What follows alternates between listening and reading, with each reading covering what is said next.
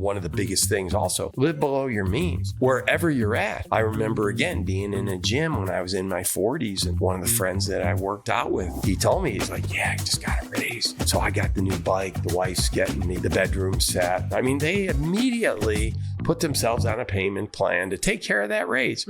Gone. Money's a language. So learn that language. It's an extremely important language. If you're reading a book and you just did the last page and it says, and then they lived happily ever after. Well, I want you to turn back the book backwards, and I want you to define what happily ever after really for you. Do you need to live in a house in Santee that's $750,000? You got a pool, going out to the desert with the boys. You want to have a boat so you have your little river place. Figure all that out. It becomes a math problem. And you can back into it. Now you back into it. Well, how many jobs do I need? How big does my company need to get to?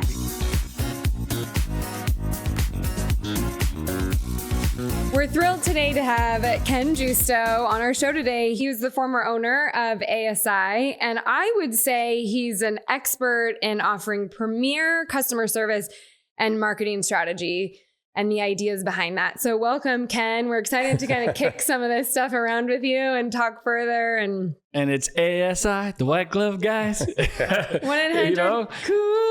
I grew up hearing these commercials. Yeah. And if you're in San Diego, you can't even go to a Padre game and use the urinal without bumping into this guy. Yeah, that's true. He's waving we hi apologize. to you. Yeah. Well, and you said, an expert or whatever. We always used to say an expert, somebody who brings slides and travels 50 miles. So I haven't come 50 miles, so I don't think I'm an expert. Not today, maybe. No. Well, thanks for your time today, buddy. Yeah. Glad to be here.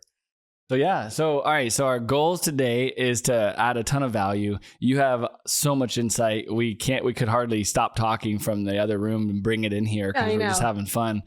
And so the goal is to add a ton of value by hopefully you tell just some of your origin story, and there's nuggets along the way. There's struggle, persistence, so whatever that is for you. Then we would love to hear your snippet of what would you do today knowing what you know. The same kind of business, whatever. Could be our business, whatever you want to use as an example. And then how do you view passive cash flow? That's the 3 points we want to hit. We'll have some fun along the way, I'm sure. Yeah. Okay. So we can start with the first one. I'll get you out of here in about a minute and a half. My mistakes were big. What would I do differently? Professional coaching right out of the gate. I mean, that's done. I'm not going to say much more to it than that. Honestly, I would really, really seek out the best coaches. That's really what changed my life. And it took me, I didn't really understand that as a thing because it wasn't really mentored into me from a young age. Even as a kid, when I played sports, we had somebody's dad coaching the team and, who really didn't maybe understand the sport to the degree in which he should have taught it. So I didn't get a lot of that. My parents were super busy. We had 6 kids. My dad was a Chicago cop. He worked 3 jobs basically, and he worked hard and not necessarily, when I reflect on it, probably not as smart as he should have. Although I did find a library book on painting that he stole. Did he like to paint? He was a house painter as a side gig. Oh, so, okay, yeah. Yeah, so as a Chicago policeman, lots of connections, and you paint for other coppers, and then it just grew and grew, and then he cleaned carpets. So he worked 3 jobs, so not necessarily work smarter, harder. Sure. Instead of harder wasn't necessarily his battle cry, but it really took me till I was close to, at 23, I got introduced to the concept when my first intellectual mentor and my father was my first mentor. I grew up on the south side of Chicago, and he put me on the straight and narrow, and he did it with an iron fist, and I needed that. But my first real intellectual mentor came when I was 23 years old. I had owned ASI just a short period of time, and we were setting up our, what you were talking about, buy-sell agreements and things like this. And this guy, talk about heaven sent. This guy, I don't believe in coincidences. He definitely came in at just the right time in my life. And he gave me a book called Think and Grow Rich by Napoleon Hill. And the premise of the book was thoughts are things. So I never really understood that concept, to really think about what you think about. Yeah. And that could change your life. And that was a book, Thoughts of Things, you said? So Think and Grow Rich. Oh, Think and Grow Rich by Napoleon Hill. By Napoleon Hill. Yes. I do know that book well. Yeah. Premise of the book, right? I probably read it 7, 8, 9 times. Yes. So anyway, it changed the course of my life, but it really took me to my late 20s, almost 30 years old, before I really grasped the concept and found professional coaches that could help guide me in my business. And so when you went to search out professional coaches, how did you go about doing that? Well, let me start by the first time I needed one. So I bought my business. I was 23 years old. I had a fellow service technician that I started with here in San Diego when I moved here. And what was that business? Just a story. It was appliance repair and window air conditioners and appliance repair. Okay. And so I went to school when I was 17. Actually, it's 50 years this year. I got into I was 17. I was in the HVAC refrigeration class in Chicago. And that's what I got started in, got a couple of years experience, moved to San Diego, got a job right away because I got really world-class training and worked for a world-class company. And then I came here and I met this fellow, worked with him for 3 years. He had a conflict with the owner of the company. So he left, went to work with someone else. And then he finally got fed up with working for other people. And he asked me, he's like, hey, I'm thinking I want to buy this business. The guy who he was working for wanted out. He said, you want to buy in with me? And I was like, sure. I was 23. I didn't have a clue what I was doing. I think this sounds like a great idea. It cost 10 grand. I had $5,000, borrowed 20. I had to come up with $5,000. I had 2,500, borrowed 25 from my parents. Okay. And I bought this business with him. So I was good at fixing stuff. I didn't really realize, but I was pretty good at marketing as well. And if you don't know how to run a business, the most dangerous thing you could be is good at marketing and advertising. And even worse yet, be good at your service because it's going to grow. And if you don't know how to manage it, you're just growing out of control. We actually came up with a saying, the harder we work, the behinder we get. And so that's the truth. Yeah. And I about had the business bankrupted about 6 years after. Well, what happened was I wound up buying my partner out. After 4 years, we found out that we both shared the same skill set. We didn't complement each other. And that's not necessarily a good thing because we both thought we did it better than the other guy. And so he got kind of like, I can't do this with you anymore. And I don't blame him. I wasn't a great partner. I was young and immature and really, it was awesome that I was able to buy him out. But then I almost bankrupted the business 2 years later. But I was fortunate. My father actually had a friend. So this is first I meet a guy named Dean Crump. He gives me Think and Grow Rich at 23. I get the concept, but I don't really know how to apply the information. Then as I about nosedive this business, I wind up owing the IRS $17,000 in back payroll taxes, which they were kind enough to say, well, you could pay us $24,000 in penalty and interest. So you owe us 41 grand.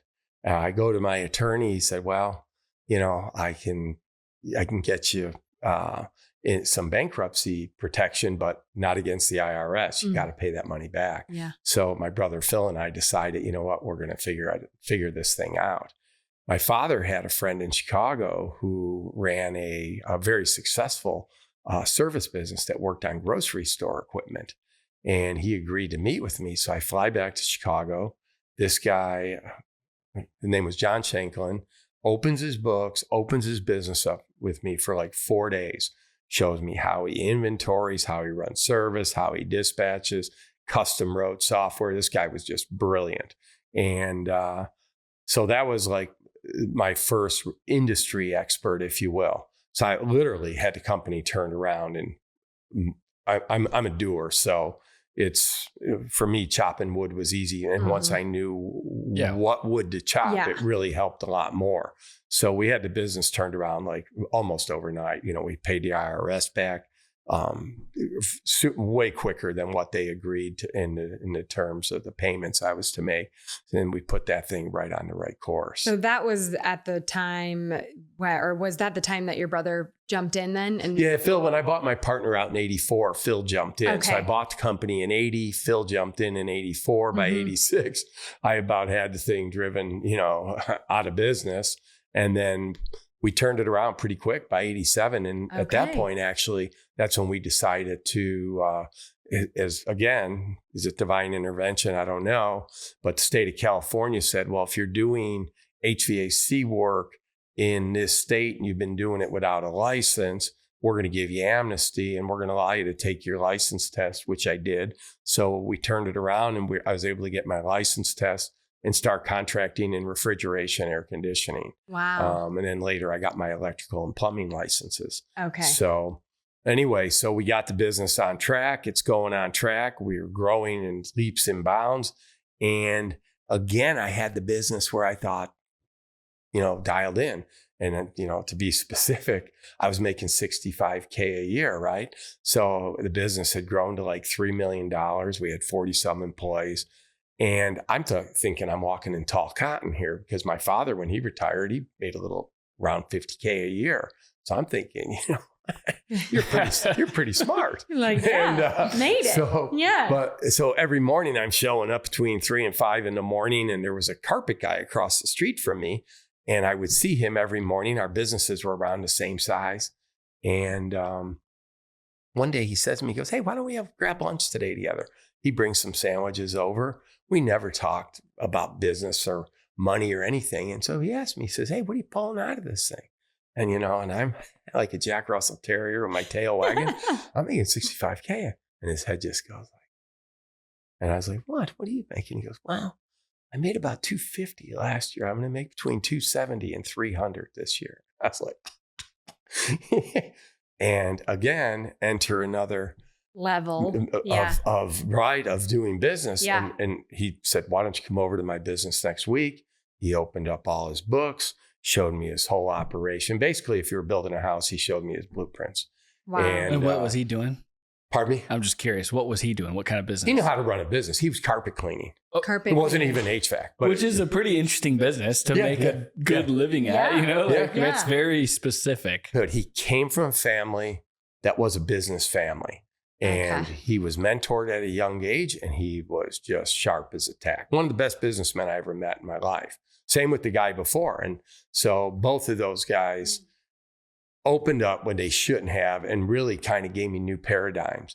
So that just kind of opened the floodgates. After that, I actually would write letters to people when email became a thing, emails. And I visited other companies around the country and did seminars. And at that point there, I really started looking at a lot of professionals, including, I was telling you about that fellow, the Wizard of Ads, where I went and I really learned marketing at a whole new level in a whole different way. And so, getting a coach, getting somebody who can, whatever it is, I play table tennis now. I've been playing like 6 or 7 years. And first thing I did was got a coach, and not just any coach. So as I started, I got better. A table tennis coach, but I started looking and calling people and interviewing them. And this one guy's like, "Oh yeah, I was a champ at the dorm at San Diego State." And it's like, that ain't the kind of coach I'm looking for. Right? And I actually wound up finding a couple. The husband is a former world champion from Sweden. No kidding. Mom was a 6-time national champion. And it took me like a month to get them to get back to me. And they said, "Oh, sorry, we were out of country, but we're too busy." They actually work at a Chinese daycare in San Diego, and they train there. And they said, "But we have a 31-year-old son. Would you mind working with him? He grew up and we've been teaching him." And I was like, "Sure." So anyway, he's been my coach since, and now he's a friend, and it's very, very cool. But not just just because somebody's got it. And this is another really important lesson. Like, I incorporated twice. I've had 4 knee surgeries, but the first knee first ortho I went to, he was horrible. And you think because people got credentials and they have initials after their names or before their names, doesn't mean squat. I mean, somewhere in this planet is the worst doctor and the best doctor. Somewhere is the worst garbage man and the best garbage man. I know. Each one deserves So true. equal, reverence in the case of the best, and discrimination for the ones that aren't as good. Because couple things is like, what do you call a guy who finishes last in medical school tests? You call him doctor. And somebody's got an appointment with him. So, really, really, when you do get a coach, take a very, very good look at who it is, and, get a look under the cover, and just don't be enamored by the shiny stuff, find out what the person's really about. So, but that had a huge impact on my life, is getting the right coaches. Yeah. That's huge. Yeah. Yeah. It's always been, and you got to navigate that, and kind of, you learn how to sniff out the good from the bad, and like like you're saying. And I think, a point to this is like, if you do get a coach that maybe you discover isn't the best coach, well, you learn something then, and you can always transition to somebody else. And I think as you're going along to try to learn something new, it's kind of like sometimes you trip and have to make those mistakes to really learn them and digest that. It's kind of, and then you can figure out how to apply that information into your world of things, because sometimes, like you were saying earlier, like you can read it, but I don't necessarily know how to apply that yet. Right. And so as you go along, but coaches, the wisdom that can be shared and the mistakes that can be potentially avoided is such a big deal. Yeah. And somebody could be a great coach, but philosophically may not be the right coach for you for whatever 100%. Reason it might be. Yeah. I used to love that Tony Gwynn, I read, used to sit with Ted Williams and talk hitting. Ted Williams, the last 400 hitter in baseball. Yeah. Well, I'm horrible at baseball, and I can't hit a curveball. I can't even hit a changeup, right? So I could sit with Ted Williams all day and he wouldn't be the right coach for me because he's too advanced, right? Totally. So you got to figure out your right coaches. What level you are. Yeah. Flight instruction was the same way. Yeah. There was a couple guys I got in with, and I'm trying to learn from them, and I just thought they were total nerds. And I didn't get along with their style and how they wanted to train me was very computer operator, versus a guy that I could look up to and be like, man, that guy can fly. I want to learn from that guy, and you learn how to navigate those choices. Yeah. And it's to your point, you got to sync up, you got to vibe with the right person. Yeah. I actually went to it reminds me, I went to some seminar that the Small Business Administration was putting on when I was just a little junior, just really kind of cutting my teeth. And I remember being in this meeting and thinking to myself, oh God, I could be teaching this. This woman doesn't know what she's talking about, and yada, yada, yada, right? Just so full of myself, so full of shit. And it was interesting. About 2 years after that, I remember something happened, and I'm sitting in my office, and there was something that in context to what she was teaching. And it was like one of those cartoons with the light bulb going on. And it was like, bling. And it's like, oh, I get it now. But I didn't get it at the time, what she was teaching in the concept. Yeah. They were just above me, and I didn't know it. And I was too full of myself to really, really sit back and, be humble enough now. If I don't care who it is, everybody's your teacher. And, you can learn from everybody, whatever the scenario may be. And if you go in with that attitude, chances are you're going to learn something. Yes. I would say that's something I've learned personally where, I feel like when you start a company and you're trying to do it, and almost where the term came from, fake it until you make it, there's truth to that with a lot of people, because they try to put their ego on, or whatever you want to call it. But I have found that when you let that go and you actually just be yourself and ask the questions, there's no dumb question, right? It's like somebody's going to teach you something, and nobody can be the professional or the quote expert at everything. And so let's learn together and share those ideas. And I found that you get leaps and bounds further along if you let that ego go and just ask questions and try to understand. Would you agree with that approach? Yeah. Without question. But you made another really good point. And as I sit here and look at the two of you, I was super fortunate to have my brother who really complemented my talents. Mm-hmm. And like you say, you don't have to know everything. just be really, really good at what you're good at. I mean, look at guys like Henry Ford, who surrounded himself with people like even Steve Jobs. I'm always blown away. That guy changed the world, but he didn't do it by his own inventions. But they were his inventions because he was always challenging the status quo, and he would assemble the groups of people who could make that happen. And he was the orchestrator, right? Mm-hmm. I mean, that's just brilliance. I mean, I don't have that kind. I'm a Clydesdale. That's a thoroughbred. I mean, truly. Yeah, but he's incredible. Yeah. But you made another point, and that's, falling down and getting up. Yeah. I mean, that from that Napoleon Hill book, he had a saying. It was, with every bit of adversity is a seed of equal or greater benefit. And it's just a seed. By itself, it's nothing. A seed doesn't it can bring forth or not. It could just sit there and just be a seed forever. Right. Or it can bring forth a crop if you allow it to, if you're humble enough to get up and more intelligently move forward, right? I mean, so that is a key thing. People, and I heard this years ago, and I think it's so true, that people say, well, I'm just too big of a perfectionist. And it's like, and what I heard is that's the highest level of procrastination. Yeah. And I believe that to be true. It's okay. Maybe you are a perfectionist, but you know what? Fight through that and do something. Right. Inactivity is not a good way to move forward, right? I like massive imperfect action. Yeah. That's better than no action. we had a little tech difficulty. You just keep moving. Or just keep moving. Yeah, because if you're always trying to go for that perfect action, sometimes you never get there. So it's like, oh, you can't do that. Imperfect actions where it's at. Yeah. Just take it this way. And then you can always course correct.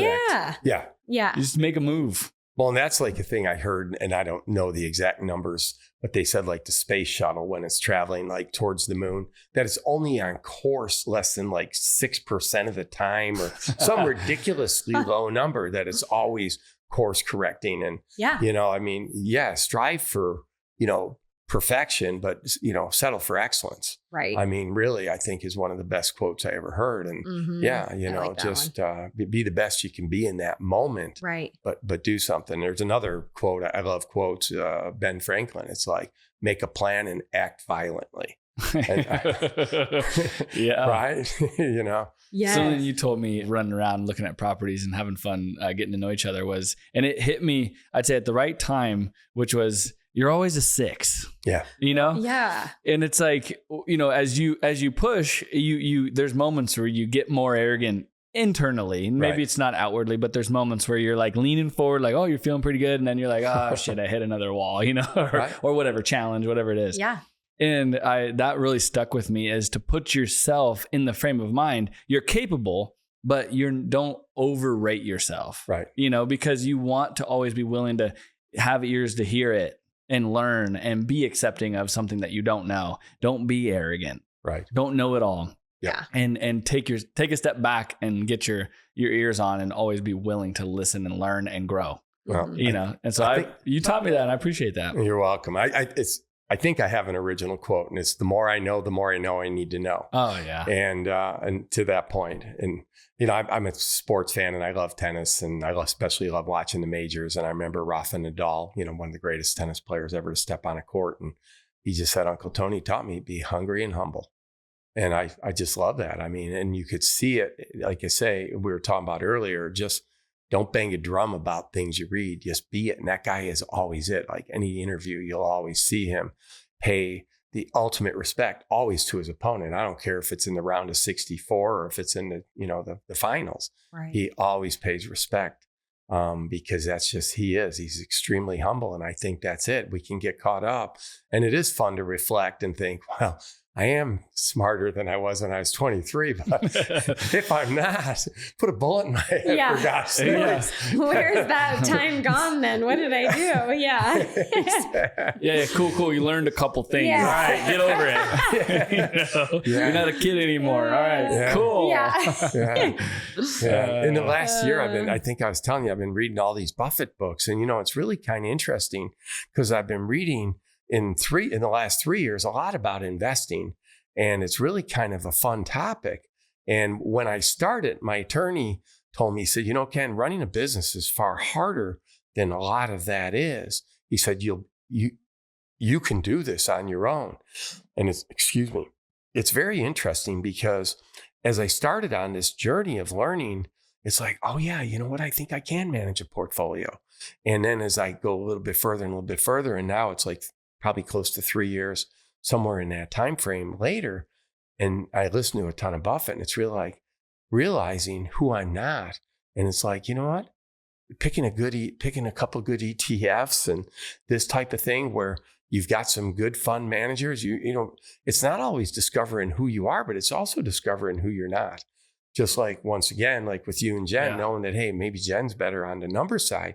Like people would ask me sometimes, well, how many trucks do you have? And I'd be like, I don't know. And they'd look at me like, you don't know? It's like, no, if I need to know, I'll ask my brother. You know, it's because he knows. Yep. And he knows this and he knows that. And I don't have to know that. I'm not cluttering my brain with that information. Totally. Yeah. There's a Henry Ford, another angle, and I'm probably going to screw up the story, but bottom line was he was getting like questioned by either a news station or the government or somebody. It was a court case, but go ahead. Tell the story. So, it's a great story. Because and I'd heard this story and maybe you and I had talked about it, but it always stuck with me. And then as we built our team, we were always looking for complementary people that can be the professional in that arena, that space, that, spoke of the hub or off the hub. Right. And so he would have a huge set of telephones. Back then it would have been wired. Right. And so he'd pick up the phone and they asked him a question. He'd pick up the phone, talk to that supervisor and answer that question, hang it up, deliver the message basically to the attorneys or whoever it was. And then he'd move on to the next one. Like, well, you don't know this? He's like, no, I have guys for that. Right. You know, I have a whole team. Yeah. We work on this together. Like, and that always stuck with me, that you just can't know it all. You can't. Especially when you continue to scale and grow, there's more and more information. You can't have it all in your head. Yeah. Well, and think about it, even as a smaller, and that's where I look at like my own life. You know, what's so awesome about like a Warren Buffett, and Buffett will tell you, the power of compound interest. Mm-hmm. Well, Buffett invested in his first stock when he was 11. Okay. I mean, I don't even know how people are wired that way, right? At 11, who knows what I was doing. But when you can start compounding early, and the people who really figure it out early just blow me away, because they get to take advantage of that compound effect way before everybody else does. And I look at the early years of my business, my first 10 years, I could have made so much more money because you had basically no overhead. It's just a real opportunity. And then that money's going to work for you early on. So even early on, it's like when you're forced to wear all the hats, if you would be smart enough to, seek a mentor, because that's the other part. There's a ton of people who want to help you and they'll do it for free. You don't even got to pay them. Oh, I would help anybody. Right. Do what we do. Like if I could, if I feel like I can actually speak to it. If I can't, then hey, I'll point the finger at somebody else. Right. But man, go out and ask somebody that is really high up that you can. It's pretty. I mean, we talked about the coaching. It's not that hard to select a few. Right. That are like, okay, well, maybe one of these guys will teach me, that has a plumbing company that's kicking ass. Right. And he's everywhere. You see his trucks everywhere. It's like, well, just go talk to him. Right. Then maybe he doesn't turn out to be the guy you'd hoped, but he's done something right. Yeah. Well, and what's easy, quite honestly, like in the trades, is you can go to your suppliers, because we all have supply houses, and I can call and say, hey, Jen, this is Ken. Do you have somebody over in Phoenix who's just kicking ass that I'd be able to call, and maybe they're going to share some thoughts with me? Fly or drive your car over to Yuma or somewhere in Texas or wherever it is, where somebody's in a non-competitive market, and you'll find somebody. And I've actually done that with a number of people. Okay. Where you've helped and been helped.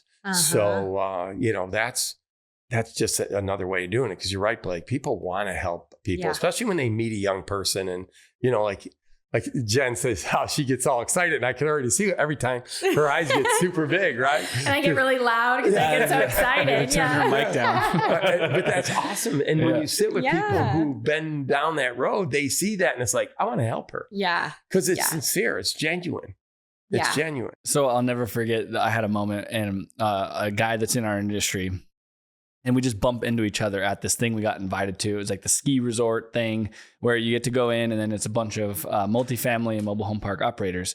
And so we're all kind of getting to know each other. None of us really knew each other. We're from different places around the country. And this is like a cool little appreciation event for this brokerage for clients. And we're talking, we're introducing ourselves. And he and I were like one of the few mobile home park people there. A lot of it was apartment guys. And it's like, oh yeah, cool. How many properties you got, or what are you doing? And we had 14 communities at the time. And I'm like, yeah, we got one in escrow, we're growing. And it goes around to him, and he's really humble. And we get around to him, and he's, well, I have 100 communities and I have 25 in escrow. I'm like, holy shit. Yeah. Okay. I feel like a little dipshit kid. Yeah. But they don't make you feel that way, right? And I pushed to have him become one of my mentors, or at least just friends, in the industry. And I asked him a couple good questions when I needed it, wanted some help and help reframe something, because he thought on such a bigger level. Yeah. Or like we had questions. I remember we were kicking this around about like, how do you structure things, or, what do your legal docs look like, and like all the logistical details that go into something like that. It's like, wait a minute, 1 deal in escrow and 14 to manage was like a lot for us at the time. Yeah. And so it's like, how does that guy do it? That was my version of your moment. Yeah. I'm like, that's next I'm level. I'm just a damn pup. Yeah, I was like, there goes the eyes again. Like, okay, wait, I want to learn what that guy does. Yeah. So, and you never know, do you, who it really is? No. I met a guy that night that had 100,000 apartments. Yeah. Wow. Unbelievable. I'm like, so then you go ask him. Yeah. like, how do you do that? What? Yeah. And it's just, then you start, and that's another thing I've always loved is like, you gotta surround yourself with people that bring you up. Right. A lot of people call it a temperature gauge, or like water settles flat. So you gotta surround yourself with people that bring you up to that level and that par, and wherever you're at, you are who you surround yourself with. Yeah, for sure. And I believe in that big time. Yeah. But okay, so I have a personal friend that just started, and this is just a good example of building a business from scratch, getting through those mechanisms, especially today in this information of, or the age of information of just nonstop. You can find anything online. Yeah. But a buddy of mine just broke off of a plumbing shop. He's starting his own plumbing company. What would you do from square one? Like, how do you view that? Like you and I've talked about, like, you'd probably just buy a plumbing company that has a decent track record and get rolling and just kind of build it and improve the branding and the marketing from there. But like, what do you talk to these kids that are overwhelmed, or just guys, that are branching off on their own, and they immediately get overwhelmed by the workload of managing all the hats. But they're like, and to add on that, like, they're very knowledgeable and they're technicians in their company, right? Yeah. Like they know what they're doing, they understand it, but they're so in as a technician kind of in their company. Like, how would you advise them to like take it to the next? So for a lot of them, it's going to be hard. Again, I'm going to say get a coach, but sometimes a coach is right in your automobile. So between every single call, and that was one of the biggest things that changed my life, is and to this day, I don't get in my vehicle without an audiobook. I was listening to an audiobook on my way over here. Okay. Because like there's a guy named Michael Gerber, for instance, and he wrote a book called The E-Myth. Read it. And E-Myth is all about how to run a business, because a lot of us get in, and this is kind of interesting. It's also understanding who you are, because a lot of people, they go into business for themselves. Like my original partner, he went into business for himself because nobody did it as good as him. Yep. So when we started growing, he couldn't treat people with the respect and dignity they deserved. And I'm not saying it's a good thing or a bad thing. This guy changed my life. He was the first domino. Had it not, his name was Dave. Had it not been for Dave, I would not, and I've thanked him, and him and I remain friends to this day. And it's really kind of cool because he's 10 years older than me, and he pats me on the back and tells me how proud he is. But I always thank him, because without Dave, I would have never made the first move. But understand who you are. Are you trying to secure a job because nobody does plumbing as good as you do? If that's what you're trying to do, well, then be the best darn plumber you can be. And maybe you can have a maybe one apprentice work under you or whatever. But if you're really trying to grow a plumbing business, then learn business. Yeah. Because whether you're selling candles or doing plumbing or you're doing mobile home parks, whatever it is, every business, and this is what's kind of cool, there's only about between 5 and 7 things that you have to do really well in business, and you can be extremely successful. I sold my company actually in 99 for a short period of time. We sold it to a utility out of South Dakota, and they wound up botching the whole thing up. But I was very fortunate because I made a lot of connections. They had purchased 80 companies, and there was a guy in there. His name was Bill, and Bill was out of San Jose.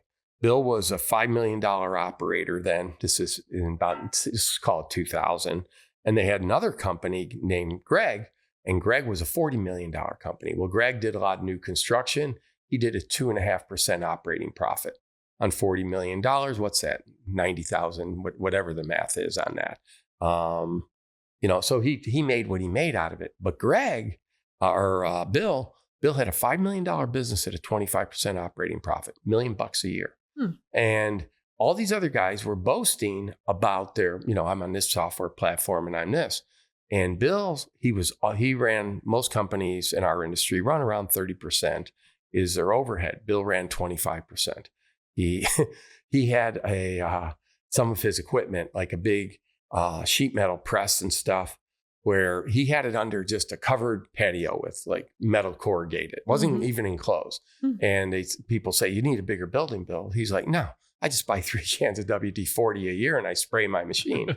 And, hell of a lot cheaper than buying a whole new building. But they asked him, they were like, how do you know you're making money? He said, well, and he ran his business off of a yellow legal pad. And he said, because I triple my labor and double my parts. That was it. That was his formula. Wow. And the guy was running a 25% operating profit, kicking ass and taking names, $1 million, versus a guy who's doing $40 million and making just about the exact same amount of money with a $40 million exposure. There's kind of a number that holds true with a lot of businesses, about $150,000 per employee. Just divide that into 5 million, it's about 30 some employees versus 40 million, whatever the math again is on that. It's big. Yeah. And so he's got all that exposure and everything. But so don't be enamored by getting too big too quick. Be who you are. Integrity, number one, build your foundation right out of the gate. Do the right thing for the client all the time. But understanding who you are. Yeah. When I help a lot of people with new businesses. And so for me, the first step is always this, is you got to understand where you're going to get there. And what most people don't understand, they don't know how to goal set. So I always like to think in terms of, if you're reading a book and you just did the last page and it says, and then they lived happily ever after. Well, I want you to turn back the book backwards. And I want you to define what happily ever after really was for you. Do you need to live in a house in Santee that's $750,000? You got a pool. You love going out to the desert with the boys, riding dirt bikes. You want to have a boat so you have your little river place. Right. Okay. Figure all that out. It becomes a math problem. Your $750,000 house, you can go on bankrate.com, figure out what the mortgage is, figure out what the down payment is. I want to have, for me, this is where I honestly started. I always wanted a 4-wheel drive vehicle. I mean, I was blown away when I started in the industry because we had to use our own vehicles and I had to use my vehicle for work and for pleasure. And I'd be like, wow, they got a separate car for work. They got a separate van, and then they got a car for their wife and a car for them. I mean, that was beyond my thinking. So if you do want 2 dirt bikes, you want a boat, figure out the math on it. Yeah. Right. And then you can define what your monthly nut is. And, and again, if you don't understand that, get with somebody who understands numbers, put the numbers together and say, well, to do this, I need to make $10,400 a month. And that's going to equate to $128,000 or $132,000 to whatever the number is again. And then how many jobs do you need? And you can back into it. Now you back into it. Well, how many jobs do I need? How big does my company need to get to? Because a good one-man show can make between $150,000 and $200,000 a year. A good one-man show. Yeah. I believe it. Right. And that's with no exposure. That's a good living. Then if you add an apprentice, now you know, there goes even more so, even right? more. Leverage. Right. Maybe you make another $50K on your apprentice and away you go. Yeah. But because there's a lot of people running $5 million. I was running a $3 million business and I was pulling $65K out of the thing. That's bad math. I mean, my friend Bill, at 25% on 3 million, right? What would he have been pulling out of that business, right? A lot more than 65K. Well, and what's interesting about when you do that math problem and you actually write it down, most of the time your brain goes, oh, that's not as bad as I thought it might be, right? Because if you don't write that stuff down, you're like, ooh, $750,000 for a house. And, you know, I'd like to have maybe 3 cars. And these numbers just start to like go round and round in your head. Right. But when you write them down and can visually see it and actually have a real target, now your brain can go to work on figuring that problem out and finding a solution. Maybe it's 2 jobs, maybe it's hiring an apprentice. You know, you got to set the goal and find that target. And we have found, that, gosh, we're leaps and bounds more productive that way because you can define the target a little bit more. You know where you're going. You know where you're going. Yeah. You can't hit a target shooting an arrow or a gun. You can't hit a target you set up and aim at. Right. Got to have a target. Got to have a target. Most people don't. To your point, I've actually had several conversations with friends and they don't have a target. And that's actually a really good question to ask your friend who recently just started this plumbing company. It's like, well, what do you want? Do you love plumbing and you love working with your hands? Like, that's okay. You can make a good living doing that. Or do you want to build this plumbing company and have a team underneath and run a business? Because that's 2 very different jobs. Yes. Yeah. And Jen, here's kind of a point about that. You think about it, and I heard this years and years ago. It's been probably 30, 40 years ago, this one speaker. And he talked about what a conflict it is to be a man and now a woman. You guys painted yourself into this corner. Don't blame us for this one. I know. Hey. But, to be a man in this day and age, we've been evolving for millions of years. We've been walking upright for 50 to 70,000 years, right? Industrial Revolution, maybe 500 years old or whatever it was. So we were always measured as men by providing for our families. So that's going out. If it was hunting and gathering, we had to kill something, bring it home, clean it, et cetera. But then the Industrial Revolution came and we left the home. Now, pre-Industrial Revolution, my son is 10. I'm taking my son with me. Right. You're taking the daughter to do whatever it is. Yeah. And we're mentoring and we're there every step of the way in their maturation process, right? But now we're still trying to come home with enough fish or whatever it is that we're providing. And we think by providing more fish, it's good, but maybe we spend no time at home now. Right. So that's really a struggle. So, and here's my point. You're trading your life's energy. As a one-man plumbing outfit, for instance, you might have a 9-year-old son that you're saying, I'm going to bring my son into the business and I'm going to work with my son. And that's a very noble pursuit. I mean, no matter what, just be the best version of you that you can be, right? Be yourself because everyone else is taken is one of the best ways I've ever heard it expressed. But really, there's nobility in that. And that's why defining success and the happily ever after, it's tucking my son in, it's coaching his soccer team. It's being on the river. Like one of the most rewarding parts of my life is my river experience with my kids. I love being on boats and I love being even more than like dirt bikes and stuff. And now they do the side-by-sides is because we were in a small, maybe little 35 square foot area all together as a family all the time. And we could do things on equal footing. Like I could ski better than all my kids could by all means, but they could wakeboard better than me. But we were doing it together and spending that time. And, and as they got older, they kind of pushed and broke off their own way, but it's come full circle. And I'm convinced it's because of the time I invested when they were younger. And so really, really identifying, don't make this just simply a math problem because after you've done the math, now you got to put the action steps down. And what do the action steps tell you?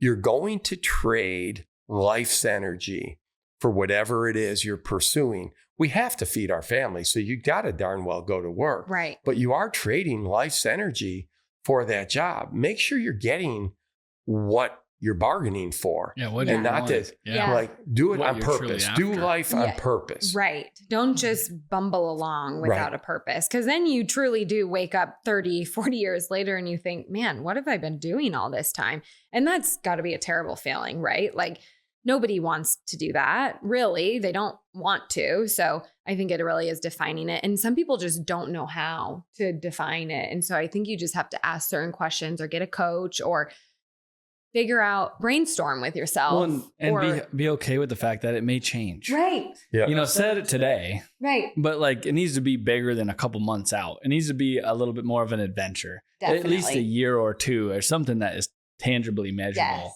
Yes. You know what I do, Blake, is for me personally, is I keep my action steps 12 months or under, but I keep my vision 5 years and under. But I'm not going to build a big plan around the 5 year because too much changes. Right. You know what's kind of cool now? I'm 67 going on 68. For you guys, you're kind of taking it on blind faith. Even what your parents told you, you got to see your grandfather, your father build businesses and stuff. But you know, that expression, you can't step in the same river twice. You can't step in the same water that your dad did, your mom did, your grandparents did. You're kind of trying to adapt it and what you've learned along the way to your lifestyle. But you really, truly don't know for certain because the world is such a, it's changing and it's changing so quickly. Yeah. Totally. But at 67, I've gotten to see the people at my age and I've gotten to see, there's a book called The Slight Edge and these small, seemingly insignificant decisions. Like if today you and I, if I choose a pizza and you choose a salad, there's no difference, in how we're going to look. But if I do this for 1 year, there's probably going to be an impact. If I do it for 50 years, there's probably going to be a huge impact, right? So I really feel fortunate and I feel so blessed to be alive and to see, the results of these choices. And I've known a lot of people and seen a lot of people in my lifetime to actually see how these small, seemingly insignificant decisions have played out for many, many people. So, like you're saying, you got to kind of have that little bit longer horizon, but you also, you got to also act now. You got to act now. Yeah. I heard a saying again, think globally, act locally, like even as it relates to the planet, we trying to change the whole planet is really hard.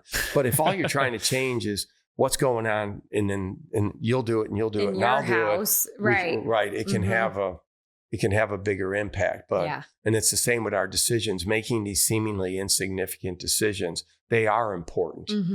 How you do something is how you do everything. Yeah. And so make those decisions, but again, make them on purpose. If you don't know where you're going, any road will get you there.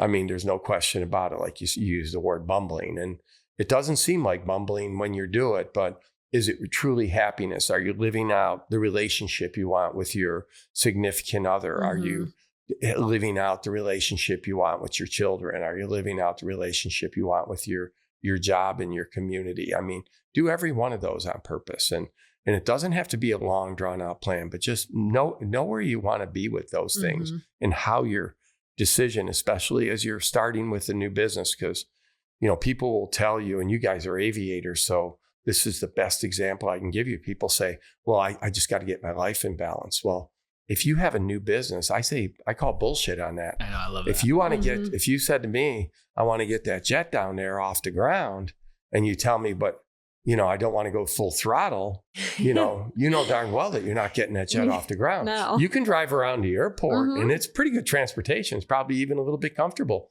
But the fact is you're not going to get it off the ground. You have to be out of balance. You got to be full throttle for a while, but do it on purpose. Yeah. Do it on purpose. Cause then you got to back it off. You get a newborn baby, you better darn well be there for that newborn baby, because that baby demands it. I mean, and it's so funny, some of the most obvious things, and I heard this, that our jobs, the first year your baby is alive, it's almost not to teach them anything. It's keep them alive. Yeah. Yeah. And then they get to be like 1.5 and they're putting shit in their mouth, right? And they're, Then that's when you're like, wait, don't do that. Keep them alive. Yeah. That's our priority right now. Yeah. And it requires you be out of balance.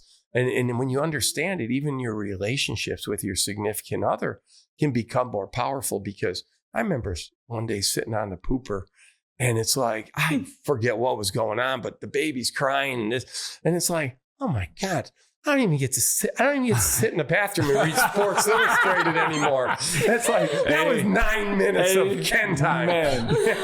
And I'm in the thick of that right now. Oh, Typically, I have a baby in there with me now. Right. And we're like, I got the door open. Privacy is not existent. Yeah. Oh my God. My buddy Ty the other day goes, dude, I can't even take a crap. I got the baby crying in the other room. I'm like, well, that's just the beginning of it. I'm like doing puzzles and shit now. Yeah.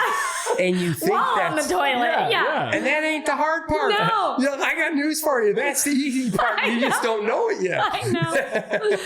Oh my gosh. It is really fun, and it's a crazy rodeo of balance. That's why I love the balance argument, because it's more of like a dance. It's like a lopsided dance. It ain't a freaking flat surface balance. And right when you think you have it figured out, it shifts and changes again, and you have to pivot and do something different. So I think, really, that's the truth at home with kids and family. And it's the truth in business too, with life, employees and team members, and, the changes that'll come, or, how the market shifts. We've seen interest rates go crazy right now, and property values, and there's always going to be variables, right? If there's one thing's for sure, change is inevitable. Yeah. And it's adapting to that change and figuring out how to better balance it always. Like that's just the truth, right? Like you can count on that. One of my favorite aviation quotes is, you got to fly the plane and fix the plane while you're flying. While you're flying it. Because that's it. Yeah. And that's the truth. When you're in the air, you can't pull over. So it's like, you got to do both. Yeah. Right. So in business, it's a good analogy, I think. Yeah. You know what's really kind of interesting, because again, fortunate enough, I started my business in 1980, been through some bad economies, the .com bubble, 08 housing crisis. What I've learned over all these years is, when things get like that is truly your opportunity to really eat up market share, because most of your competitors, and in our industry, HVAC, we have shoulder seasons. We get 2 a year. Typically the tweener seasons, when it's real cold and real hot, you don't even got to be good at what you do. Your phone's going to ring. Yeah. Right. If you got a phone, it's probably going to ring. But those other seasons, that's where you make and break your business. Yeah. And I always found comfort in the idea that my competitors were sitting around, and I used to think, they're not acting as smartly as I am. They were not as hungry as I am. And I don't mean just chopping wood. I mean, that was your opportunity to really sharpen your saw. Another Abe Lincoln quote. If I had a cord of wood to cut and I only had 8 hours, I'd spend the first 2 sharpening my axe. And so that's what we matured into, people that really embraced that time and figured out how we could be better when the business did come along. In 08, I remember looking at our business. That was really 08 to like 2010. Our company sales volume shrunk about 10%. It was the only time in our history that it went backwards. But then when I looked at it, I called my suppliers, who called the manufacturers, and I found out how many units they were shipping.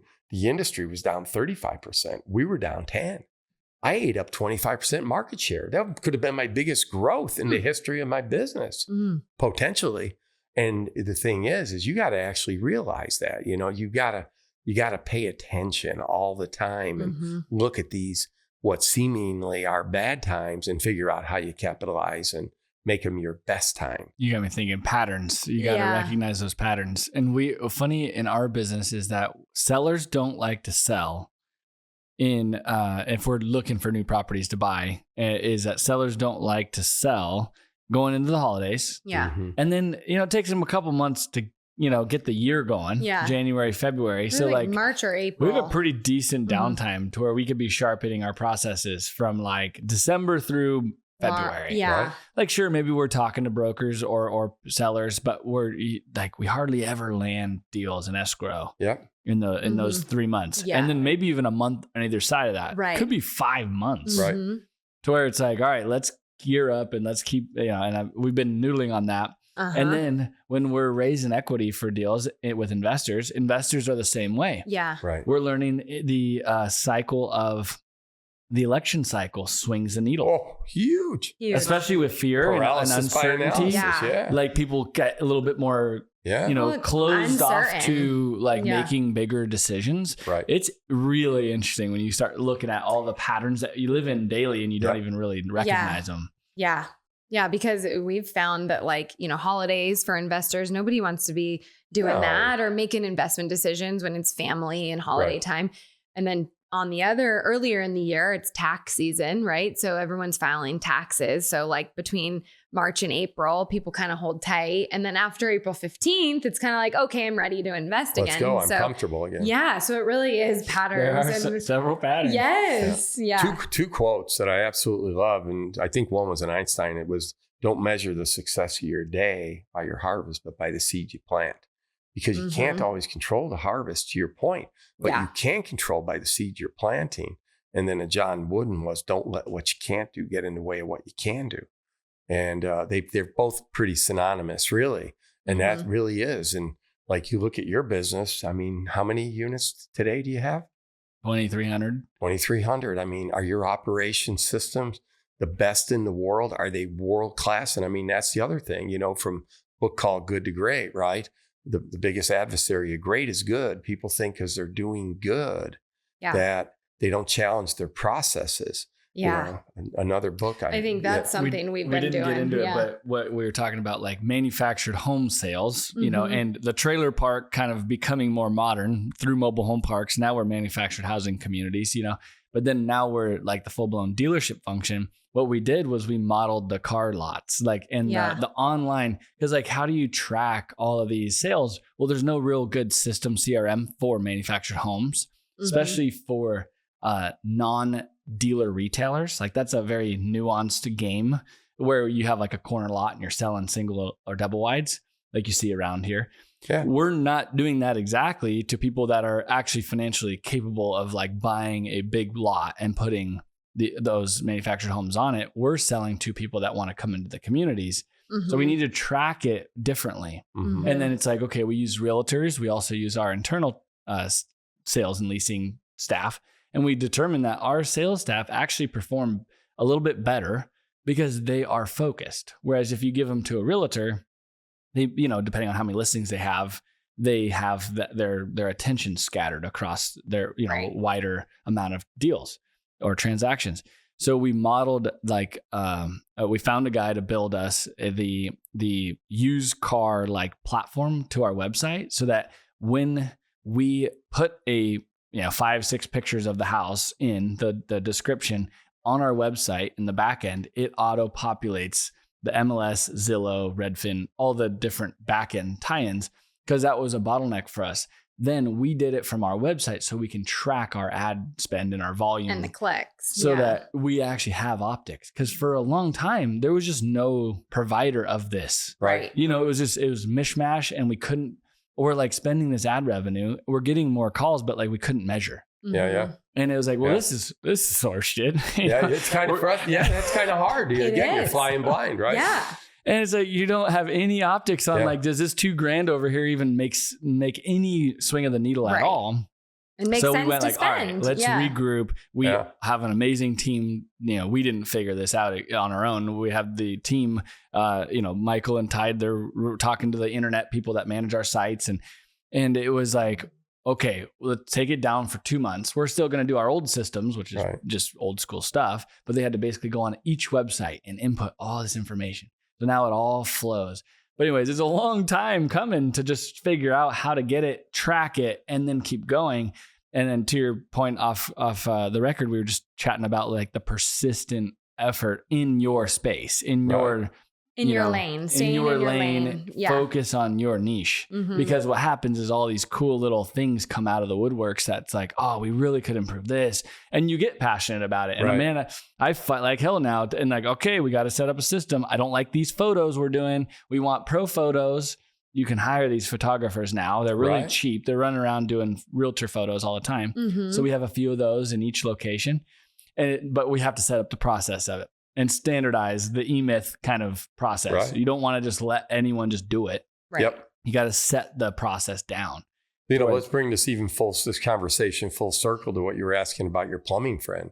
And I mean, like you guys had to figure this out. We had to figure this out. And in a new business, again, it's so easy to want to measure your day, right, by your harvest, and you can't. Mm-hmm. So when you're not busy, right? Yeah. Get busy sharpening your axe, whatever are your processes the way they should be? Is your advertising as good as it could be? Yeah. Is your truck as clean as and organized as it could be? I mean, there's just so many things. Again, don't let what you can't do get in the way of what you can do. And when you're a small business, it's very easy to just get caught up in what's right in front of you here. Yep. Yeah. You guys were able to see a little more abstractly. And I know from speaking with you both that you guys seek help and you are attending conferences, and that's huge. I mean, it's really huge. Yeah. Yeah. Okay. Let's switch gears to cash flow. So how do you view cash flow? I feel like, so I have a theory as we've been building this and we named it the CashFlow Quest, right? Okay, good. I want to hear this. My theory is all roads lead to cash flow. No matter what business you do, no matter what pursuit in life from a providing standpoint, whether you're male or female, but like you have to provide for your family, at the end of it all, you need cash flow. So there's obviously a lot of avenues to get there. You could be retired off a pension or whatever, but like at the end of the day, we all have bills. Cash flow from somewhere. It's kind of wild when you think it through, in that like you could think about all these great grandiose ideas, but at the end of the day, you're going to have to pay your bills monthly. Or, I mean, you could pay cash, but at the end of the day, you need cash flow. That's so interesting. Yeah. You're right on point, right? So how do you get? Yeah, how do you do that? I'd love your take on. I mean, I know you've done rentals and different things, but like, our listeners, which will typically be on at least the front end, will be our investor clients, friends of ours, our coworkers. So I'd love you to teach that lesson on like where'd you come from? What'd you decide was a great cash flow resource? Mm-hmm. Obviously, you have a business cash flow when you're working and running a business, but then take me from there. Well, I'm going to back this all the way up. And this is the world according to Ken.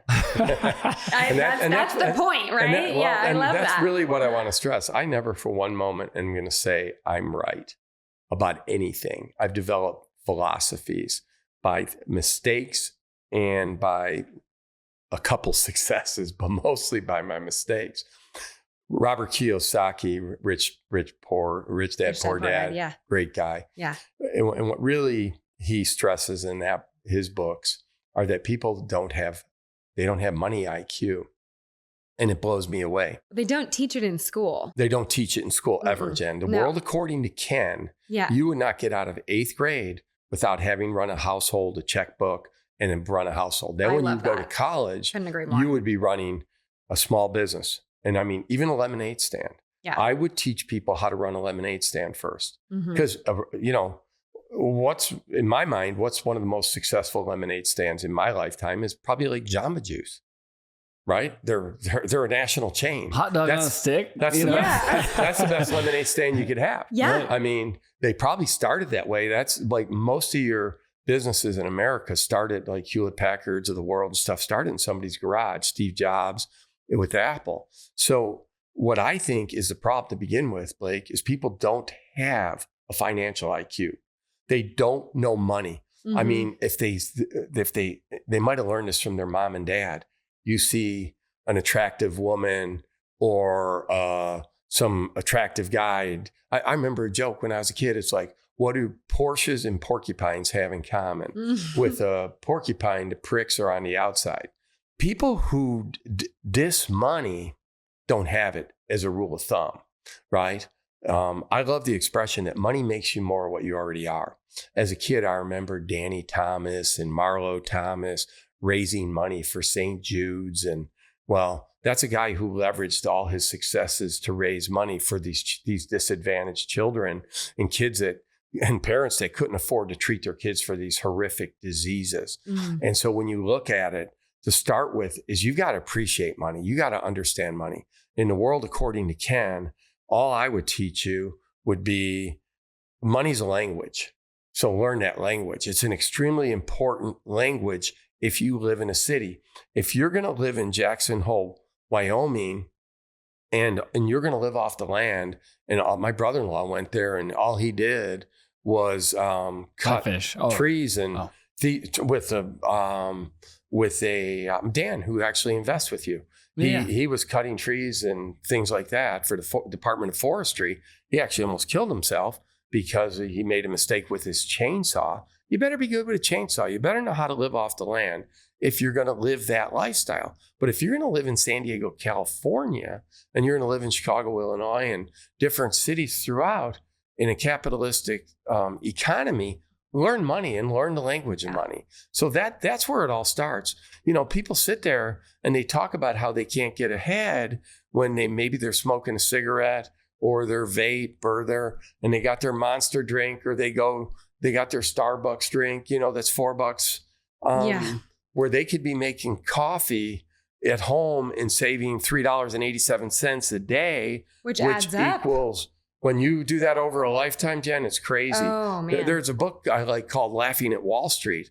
And what Laughing at Wall Street talks about is that you don't need these brokers. Mm-hmm. And this guy goes into the mathematics why you don't need these people, that you can do this yourself. Mm-hmm. But he talks about you start what he calls I want to call it your big money account, is that all this money, and especially if you can start this in your early 20s, is 10x money. That this is money that's going to be worth 10 times what it's worth today. If you'll stop drinking coffee at Starbucks or whatever else. Don't want to disrespect Starbucks. I don't drink coffee, so I don't go there. But if it's wonderful coffee, it's wonderful coffee. But if you're trying to get ahead, buy Starbucks coffee beans and brew it at home, because he talks about that you can now save that money, or your Monster drink, or make bologna sandwiches at home, or whatever it is that you eat. You save that most people could save $200 or $300. Now that $200 or $300 that you save, that money goes into your 10x account. It's money you wouldn't have had anyway. And then he tells you how you should invest this money. And again, what I've learned about investing, if you don't know, buy an S&P, buy an index fund. Compounding interest will take care of the rest at 9%. $300 a month. My first intellectual mentor, Dean, who gave me Think and Grow Rich, he also told me to put $200 away. And then when I was age 65, that I would have $1 million in my retirement account. And I looked across the table at Dean like he had two heads. It's like, Dean, I'm 23, dude. What are you talking about? I'm never going to be 65. You're 65. You were born 65. How could you possibly know? But I did it on blind faith. And I can tell you my retirement account is worth substantially more money than that. Wow. And that's $200 a month. Yeah. I mean, that's not a lot of money. It's really not you a lot. can find that. Yeah. So you've got to develop a money IQ. There's another book. It's a must read. It's called The Richest Man in Babylon. Oh, yeah, you could read the book in an hour, listen to the audio book in probably an hour and a half or whatever it is. I forget. But that's a book I've done a number of times. Mm-hmm. Again, it'll be the primer course to learning the basics of money. Yeah, pay yourself first. Pay yourself first. Yeah. Write that check first. I don't care what it is. Mm-hmm. Pay yourself first. You create false scarcity. Yeah. I didn't even know that was a thing, but when I got my job, when I first came here, I did that. They had a credit union. So I put my money into the credit union, and that's how I had my $2,500 to put towards buying ASI, because I did that. Mm-hmm. I didn't know it was a thing. I just did it. I just knew that if I saw it, I'd spend it. And, I was just lucky. Again, I've done certain things in life that I won't say was an intellectually brilliant choice. It was just good luck and good fortune. So as you get started, really do this. Start at square one. It's kind of interesting. Again, somebody was just, my attorney, Michael sent me something. He was over in England, and they were at a museum where they had all these games that were invented. Monopoly was one of them. Well, I liked Monopoly as a kid, and the Chicago Tribune wrote an article about how to play Monopoly. And it was all based on the odds of the roll of the dice, the cards, like advance the boardwalk, et cetera, et cetera, et cetera, and then return on investment, that which properties are the best return on investment. And I read it. And consequently, I win at Monopoly 75 to 80% of the time just by employing those rules as a kid. I mean, It was just unbelievable. But yeah, you're going to go to jail, go directly to jail. So what is the most common roll of a dice? 6, 7, 8, 9. What property is right in the line of that? Orange. What property has the best return on investment? Orange. Advanced to Boardwalk. Yeah. Best return on investment. Boardwalk. And it has a card that takes you there. So, but go to jail, go directly to jail, brings you to jail. And then, they're rolling after they get out of jail and you're there to help break them, so, right. They've already spent the night in jail. Now you're going to break them. But, and it's funny because it's a simple game like Monopoly, but that's the simple game of life. Totally. I had this one guy when I was when I first bought ASI, I was living in North PB and, surfing. I did have my business and this kid, he was one of those kids. He was Ken doll handsome, right? I mean, the girls just loved him. His name was Lee. Lee he went to USD. Dad was a dentist, sent his son out here. And he could have been a little airhead and he was anything but. This kid was so financially astute. Wow. And he told me, he said, my dad told me, don't buy cars when you're young. Get whatever you need for transportation, but wait until you get older. Get your house, get this. Don't be spending the money on the cars because there's no return on investment. This kid's father mentored him. And it was really, he was a really, really bright young man. I have no doubt.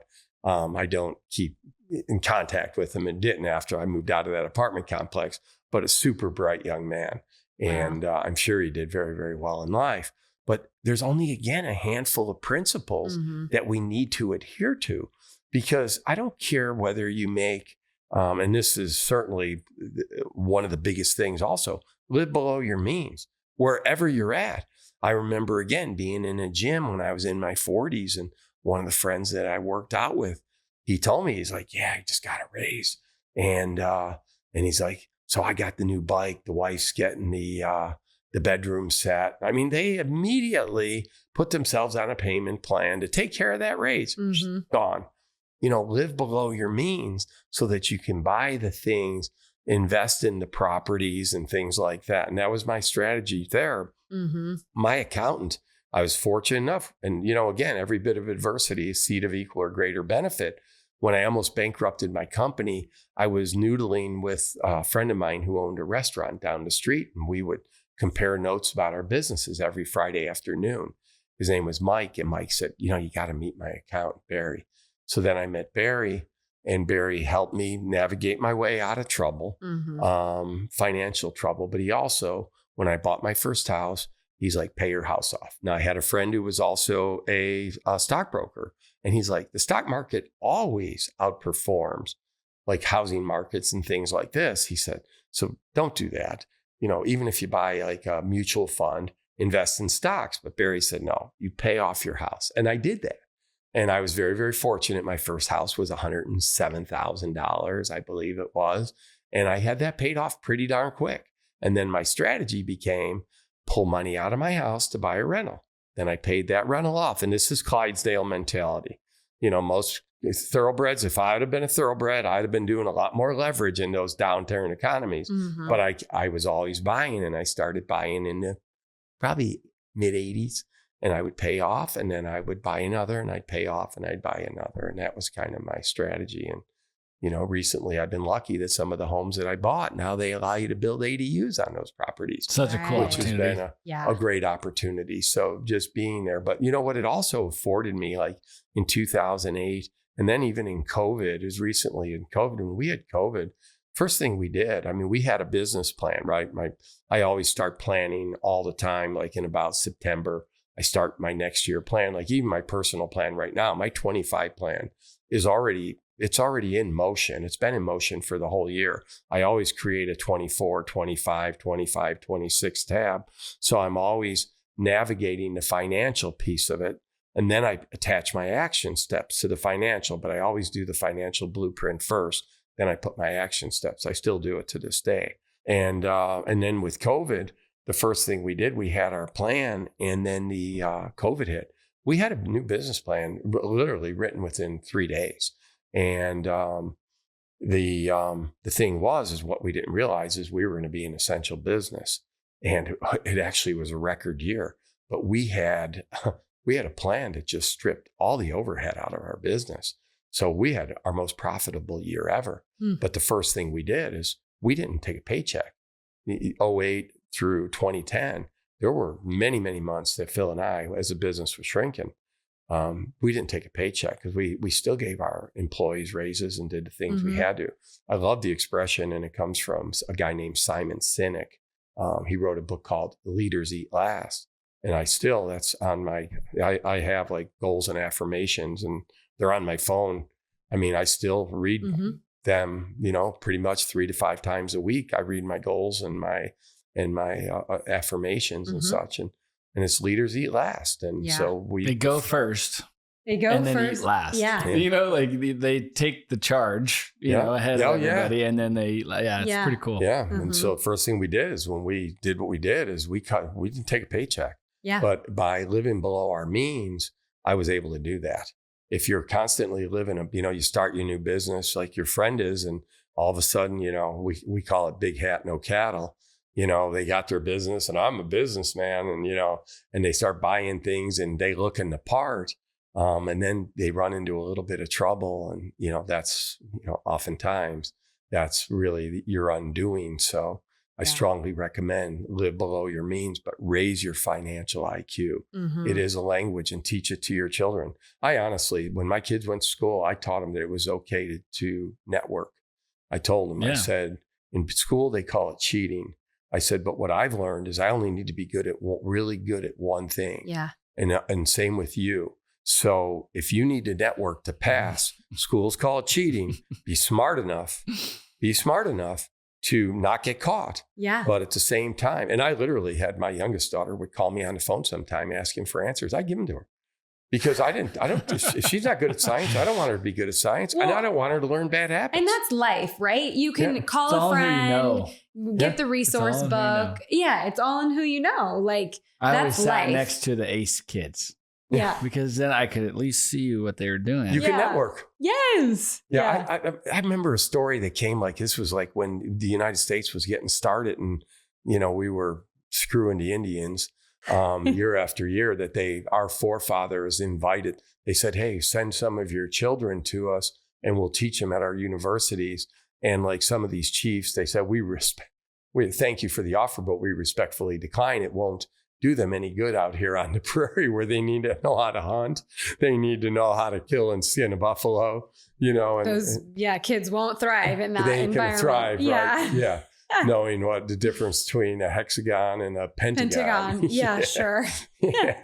Yeah. So no, I think it's an excellent point. The multi-generational play, I think that was a big error to shift away from that, because everyone could stand on their parents' shoulders, and we were lucky enough to have the opportunity, but also dive into it with Dad to ride that adventure with him. You know? Cool. Sure. And it was the best. Yeah. He did the same with his dad as a construction company. And I'm going to try to emulate that, even if it shifts and goes a little bit different direction. It's like, we'll go and do it. Yeah. Well, and look at the footprint he left. I mean, because it isn't just my son. I mean, here's his daughter, and you guys are just such a dynamic duo. It's such a credit to your parents. I mean, it really is. And your grandparents. I mean, that they did that, and you guys have wanted to follow in those footsteps the way you have. I mean, we had a client the other day that knew my grandpa, which he died when I was 5, so I didn't really know him. Yeah. And he goes, hey man, your family's always been good as gold and your word's good. So I'm excited to get in with you guys. Oh. It was like, what? Yeah. How cool. Yeah. Yeah. No faking really that shit. No. Yeah. That's another Warren Buffett thing, and that's why I say he teaches so many lessons in his books, and in what I've read is that he tells his CEOs, he lets his CEOs go. He gives them free rein. Like I was reading this morning that he was saying that, we just try to create an environment where they can succeed. And he tells them, he says, look, he said, I don't care if you lose money for this year, even next year, but don't ever do anything that'll cost us one shred of our reputation, one iota. We cannot sacrifice reputation because it's too hard to get that back. Yeah. It's okay to lose money. We can get money back real quick, but we can't get that reputation if it's damaged. So, under no circumstances do that. Yeah. And, again, there's no faking that stuff. No. Yeah. No faking it. Well, good deal. Cool. Well, we covered it. I feel good. Any finishing points you want to make? No, except for I don't want to do this on tape, but I'm going to. When Jen we can always cut it. When Jen said to me, she said, "Well, there's more than one way to skin a cat." All I could think was, "Yeah, she's from East County. Who skins cats?" I know.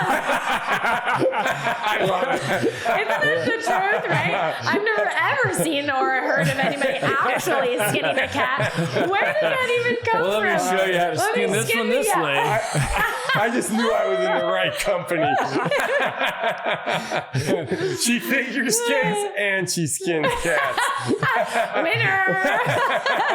My kind of girl. No. And flies planes and runs mobile home parks. I know. I think you need a shrink. Hey, I'm myself, right? There's only one of me. Yeah. That's right. Everyone else is taken. Yeah.